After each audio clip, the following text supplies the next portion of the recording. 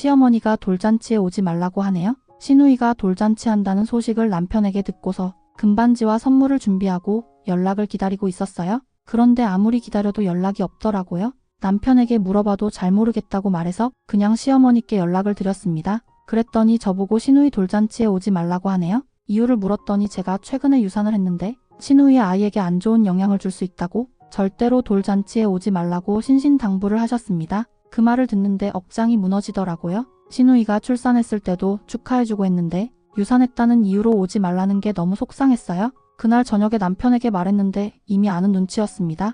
돌잔치에 가서 속상해하지 말고 그냥 집에 있으라고 자기가 옆에 있어주겠다는 남편의 말에 울어버렸네요. 그 후에 시어머니에게 연락이 왔는데 다짜고짜 소리를 지르며 남편에게 무슨 말을 했길래 얌전한 남편이 저렇게 난리를 피우냐고 말하더라고요. 전화를 끊고 한참을 멍하니 허공만 봤습니다. 남편에게 그렇게 하면 내가 곤란해진다고 했더니 남편이 제 폰을 가져가서 시어머니를 차단했습니다. 앞으로 시댁에 가지 말고 시어머니도 자기 혼자 만나겠다고 우리끼리 잘 살자는 말에 남편을 안고 펑펑 울었네요. 지금부터 남편과 오붓하게 살아가려고 합니다. 시누이가 시집살이를 심하게 시킵니다. 매번 식사할 때 시누이가 잔소리를 하는데 그럴 때마다 남편이 화내서 조용히 넘어갔어요. 그런데 오늘은 혼자 시댁에 가서 식사하게 됐는데 역시나 시누이가 이런저런 시집살이를 시켰고 오늘따라 잔소리 강도가 심해서 참기 힘들더라고요. 제가 준비한 음식을 보고 실망이니 뭐니 잔소리하고 상을 차리고 있으면 음식이 너무 조촐한 거 아니냐고 직접 하라는 말이 목구멍까지 올라왔지만 꾹 참았습니다. 다음에 더 잘하겠다고 웃으며 넘기려고 했는데 제 옷을 보고 다시 트집을 잡기 시작했어요. 밑도 끝도 없는 시누이 잔소리에 더 이상 참기 힘들었는데 갑자기 시어머니가 주방으로 들어오시더니 시누이의 등짝을 잇는 힘껏 내리치셨어요. 나도 가만히 있는데 왜 네가 시집살이를 시키느냐고 음식 안 나르고 뭐하냐고 소리치셨어요. 시누이는 당황한 얼굴로 시어머니를 보더니 주방에 있는 음식을 거실로 나르기 시작했습니다. 한숨을 내쉰 시어머니가 시누이 대신 사과하며 다음번에 또 그러면 그냥 머리채를 잡아버리라고 가만두지 말라고 제게 단호히 말하셨어요. 꿀먹은 벙어리가 된 시누이를 보니 속이 다 후련하네요. 12억으로 갑질하는 며느리에게 한 방 먹였네요. 오랜만에 아들 집에 손주들을 보러 갔어요. 손주들이 좋아하는 과일과 과자를 사고 아들 내외가 좋아하는 고깃찜도 챙겼죠. 아파트에 도착했는데 지상 주차장은 만차라서 지하로 가야 했어요. 고깃찜을 차에 계속 둘 수 없어서 며느리에게 잠시 내려오라고 했습니다. 며느리에게 고깃찜을 건네고 주차하려고 하는데 차키를 달라고 하더니 순찰하는 경비원을 불렀어요. 그리고 자연스럽게 차키를 경비원에게 던지듯이 건네며 차를 지하 주차장에 주차하고 차키를 가져다 달라고 하더군요. 그 모습을 보는데 어이가 없어서 헛웃음이 절로 나왔어요. 차로 가는 경비원을 다시 불러 차키를 돌려받고 며느리가 어떤 심부름을 시키든 들어주지 말라고 신신당부를 했죠. 경비원이 돌아가고 며느리가 제 눈치를 보며 핑계를 댔어요. 아파트 회의에서 정해졌다느니 뭐니 헛소리를 하길래 아들이랑 결혼해준 게 고마워서 결혼 선물로 이 아파트를 사줬더니 무슨 재벌이 된 것처럼 사람을 하대하고 갑질을 하고 있냐. 그런 정신으로 이런 곳에서 사는 게 말이 되냐고.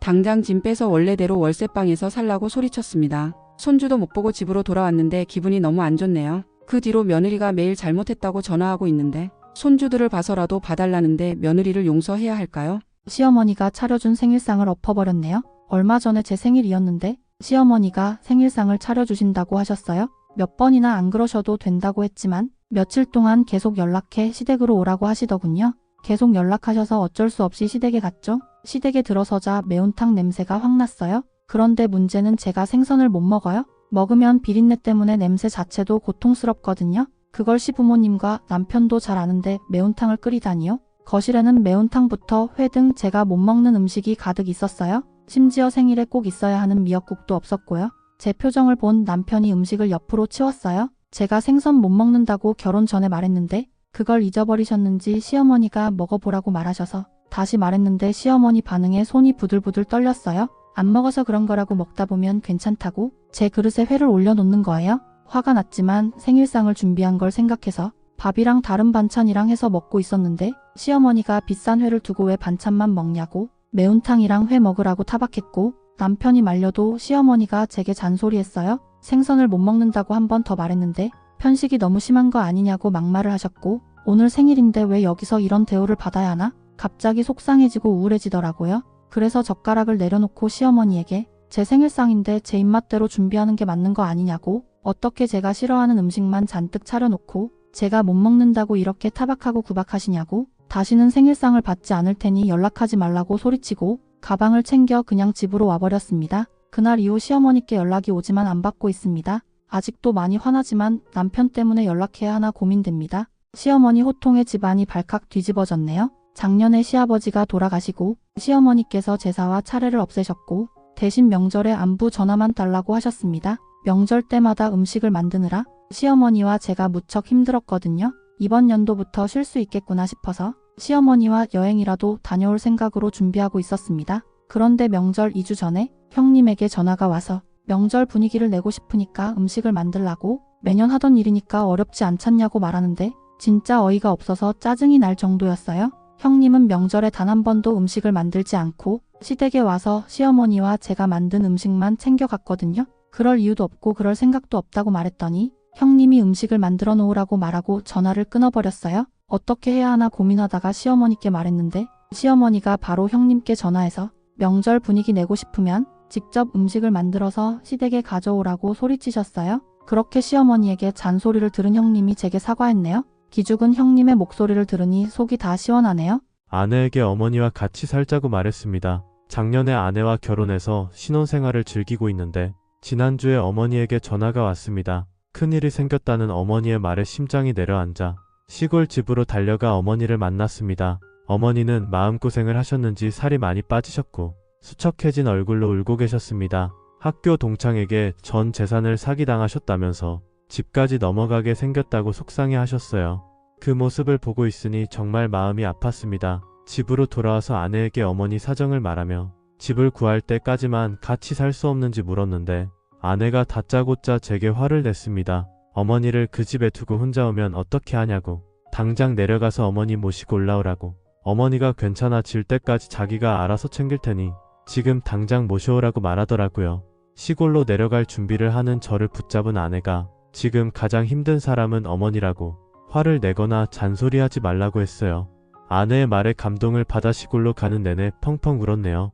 결혼 준비하다가 황당한 일을 겪었네요. 2년 만난 남자친구와 결혼 약속을 하고 예식장과 드레스를 준비하는 등 결혼 준비가 순조롭게 진행되고 있었는데 진짜 예상도 못한 연락을 받게 됐습니다. 모르는 번호로 전화가 와서 받았는데 예비 시어머니였어요. 다짜고짜 결혼식을 미루는 게 어떻겠냐고 말해서 혹시 남자친구 집에 무슨 일이 생긴 건가 싶어서 걱정했는데 남자친구 여동생이 임신해서 당장 결혼식을 올려야 하는데 마땅한 곳을 구하지 못했으니 제가 예약한 곳에서 결혼하겠다는 게 예비 시어머니의 말이었어요. 어이가 없어서 아무 말도 못하다가 전화를 끊어버렸는데 바로 카톡이 오더라고요. 앞으로 얼굴 보고 살아야 하는데 좋게 좋게 넘어가자고 협박 아닌 협박 같은 카톡이 계속 오길래 남자친구에게 보여줬습니다. 문자를 본 남자친구가 한숨을 쉬더니 임신한 여동생이 결혼식 때문에 울고 불고 난리라고 이번 한 번만 양보해주면 평생 잘하겠다고 제게 매달리는데 너무 화가 나서 반지를 집어던지고 집으로 왔습니다. 남자친구에게 계속 연락이 오고 있지만 받지 않고 예식장 취소하는 방법을 알아보고 있는데 눈물이 나네요. 이 결혼을 끝내는 게 맞는 거겠죠?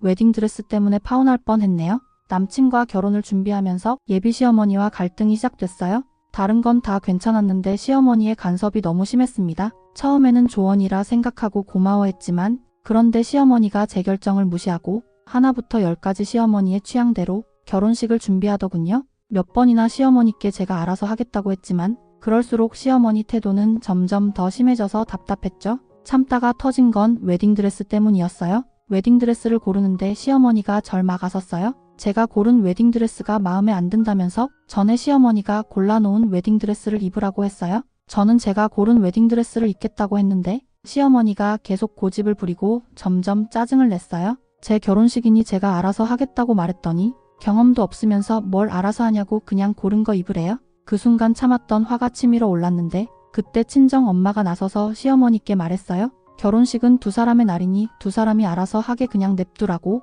실수를 하든 뭘 하든 두 사람이 살면서 겪어야 하는 일이라고요. 친정엄마의 말에 시어머니는 당황하셨는지 말이 없으셨습니다. 그 덕분에 저는 제가 원하는 웨딩드레스를 입을 수 있게 됐습니다. 그 일 이후로도 시어머니가 계속 참견하시지만 친정엄마가 중재를 하셔서 결혼 준비가 순조롭게 진행됐습니다. 남친이 말려도 소용없는 시어머니를 어떻게 하면 좋을까요? 아들 결혼식에서 황당한 일을 겪었네요. 1년 넘게 미뤘던 아들의 결혼식에 참석했는데 결혼식이 끝날 무렵에 비가 쏟아지더라고요. 집에 어떻게 가야 하나 고민을 하고 있는데 옷을 갈아입고 나온 며느리가 지나가는 직원을 불러서 집까지 데려다 주라고 말하는 걸 듣고 순간 귀를 의심했습니다. 절 챙겨준다는 고마운 마음도 있었지만 직원들이 결혼식 준비로 바쁠 텐데 저렇게까지 요구할 필요가 있나 싶더라고요. 그래서 저는 직원에게 그냥 우산만 빌려달라고 말하고 며느리에게 날 챙겨주는 건 고맙지만 바쁜 직원들을 그렇게 대하면 안 된다고 말했습니다. 이제 막 결혼한 사람이 마음을 넓게 가지고 말을 하나하나 잘 생각하고 행동해야 한다고 잔소리를 좀 했네요.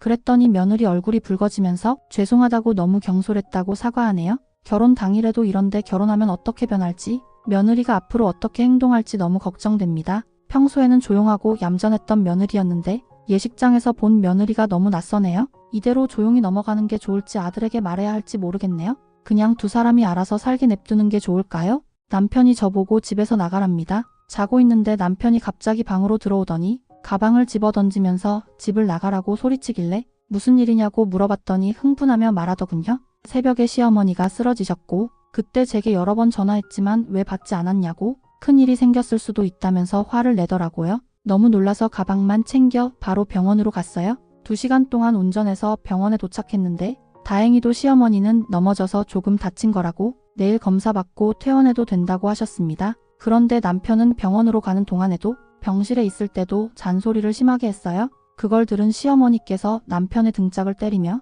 아침부터 며느리에게 큰 소리를 내냐며 아기 키우느라 정신이 하나도 없었을 텐데 너만 오지 왜 며느리도 데려왔냐고 혼내셨죠. 그 말을 듣는데 눈물이 왈칵 쏟아졌어요. 시어머니가 쓰러지셔서 남편이 얼마나 놀랐을지 알기 때문에 남편이 뭐라 하더라도 그냥 넘어가며 삼켰어요.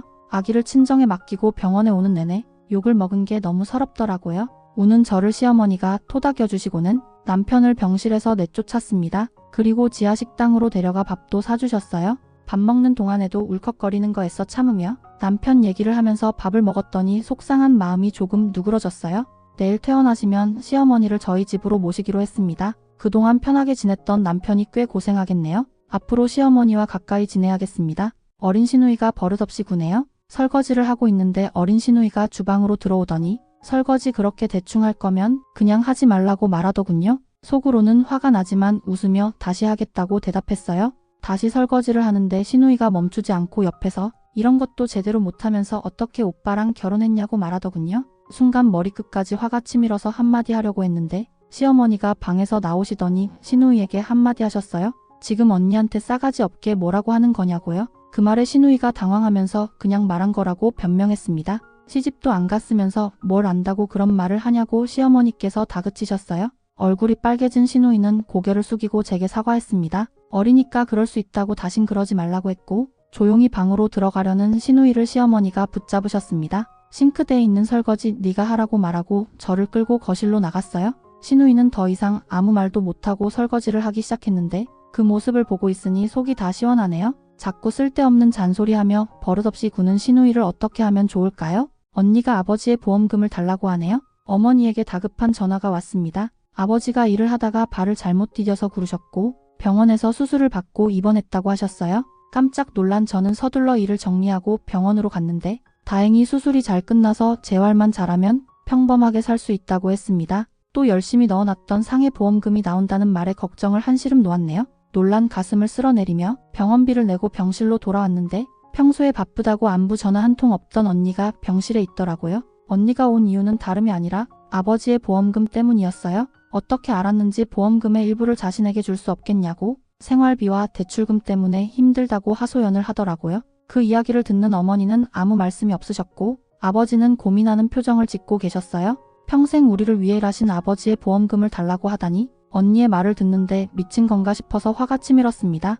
보험금은 재활과 노후 자금으로 쓸 생각이었거든요. 결국 참지 못하고 병실로 들어가 언니를 옆으로 밀었어요. 언니 집안 사정은 형부랑 해결해야 할 일이라고 아버지한테 보험금 얘기 꺼낼 거면 그냥 찾아오지 말라고 몰아붙였습니다. 그랬더니 언니가 불같이 화내며 제 뺨을 때렸어요. 부모님이랑 얘기하고 있는데 네가 뭔 상관이냐고, 자식이 어렵고 힘들면 부모로서 도와줄 수 있는 거 아니냐고, 보험금 얘기에 네가 끼어들 이유 없다면서 말이죠. 저도 지지 않고 언니에게 주게 놔두지 않을 거라고 쏘아붙이며 언니를 병실 밖으로 쫓아내고 다신 찾아오지 말라고 했습니다. 아버지 어머니께도 절대로 보험금 주지 말라고 몇 번이나 말했지만 마음 여린 아버지는 신경이 쓰이는지 오늘도 언니 얘기를 꺼내네요. 제가 없는 사이에 언니가 찾아오지는 않을지 보험금을 언니에게 주는 건 아닌지 너무 걱정됩니다. 결혼 전에 시어머니 요구 때문에 걱정이 앞서네요. 남자친구와 결혼 준비를 했습니다. 그러면서 남자친구 집이 생각보다 부자라는 걸 알게 되었어요. 결혼 준비에 드는 모든 비용을 남자친구 집에서 내셨고 아파트와 자동차 등 남자친구 명의로 사주셨어요. 최근 시어머니와 따로 식사를 했는데 결혼하면 제사에 꼭 참석해야 한다고 그것만 지켜주면 아무 문제 없이 지낼 수 있다고 하셨습니다. 시어머니가 제사 사진을 보여줬는데 정말 어마어마했어요. 며느리인 제가 음식을 다 만들어야 한다는 생각에 벌써부터 손이 떨리고 많은 생각이 들더라고요. 그런 제 걱정을 눈치채신 시어머니께서 음식은 집에 있는 아주머니가 해줄 거라고 대신 제사에 무조건 참석하고 몇 가지 음식만 준비하면 된다고 강조하셨어요. 그리고 매번 제사 때마다 용돈을 보내주겠다고 하시며 부담 갖지 말라고 몇 번이나 말씀하시더라고요. 몇 번을 만났지만 시어머니는 성격이 쿨하시고 명절에 오지 말라고 딱 잘라 말씀하셨어요. 그래도 제사 때문에 걱정되는데 괜한 걱정일까요?